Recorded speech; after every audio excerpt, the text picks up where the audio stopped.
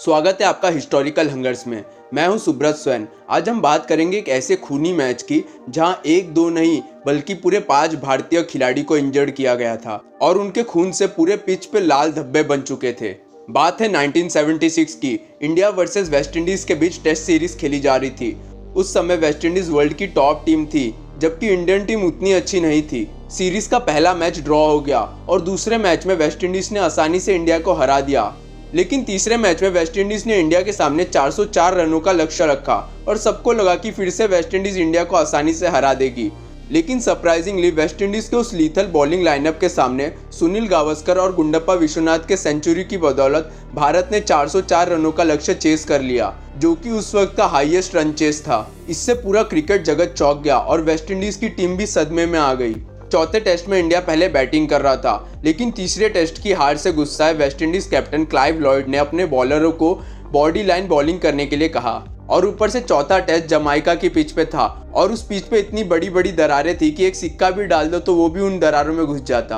और उसके ऊपर से वेस्टइंडीज के 4 खतरनाक fast bowler Michael Holding, Wayne Daniel, Bernard Julien और वैन बर्न होल्डर, इन सभी ने इंडियन ओपनर सुनील गावस्कर और अंशुमन गायकवाड़ पर बाउंसर और बीमर की बारिश कर दी। उन दोनों बैट्समैन ने हेलमेट भी नहीं पहना था और उस वक्त जो क्रिकेट गियर्स थे वो भी उतने अच्छे क्वालिटी के नहीं थे। इसे देखकर सुनील गावस्कर काफी गुस्से में आ गए और उन्होंने अपना बैट पटक कर कहा, मैं यहाँ मरने नहीं आया हूँ, मुझे घर जाना है अपने बेटे से मिलने। गायकवाड़ ने गावस्कर को शांत किया और उन दोनों ने मिलकर पहले सेशन में 60 रन बनाए। लेकिन जब सुनील गावस्कर 66 रन पे खेल रहे थे तो एक खतरनाक बाउंसर से वो आउट हो गए। और उनके बाद तीसरे नंबर पे आए मोहिंदर अमरनाथ। जब मोहिंदर अमरनाथ 39 रन पे खेल रहे थे तो एक खतरनाक बाउंसर आके सीधे उनके ग्लव्स पे लगी और वो कैच आउट हो गए। इस वजह से उनकी उंगली टूट गई। ओपनर अंशुमन गायकवाड़ को लगातार बॉलें लग रही थी और एक बॉल ने तो उनका नाखून भी तोड़ दिया। बहुत खून निकला, पर अंशुमन गायकवाड़ डटे रहे। लेकिन उस पिच पे उस बॉलिंग लाइनअप के सामने टिके रहना लगभग नामुमकिन था।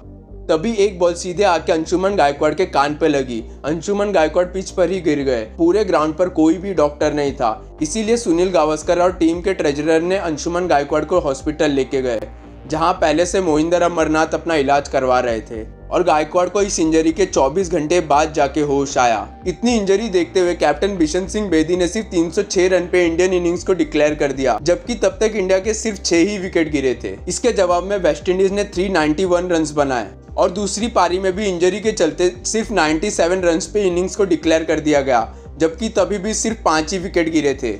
और वेस्टइंडीज ने चौथी पारी में आसानी से 13 रन बना के मैच जीत लिया। इस मैच के बाद वेस्टइंडीज टीम की शर्मनाक हरकत की काफी आलोचना की गई।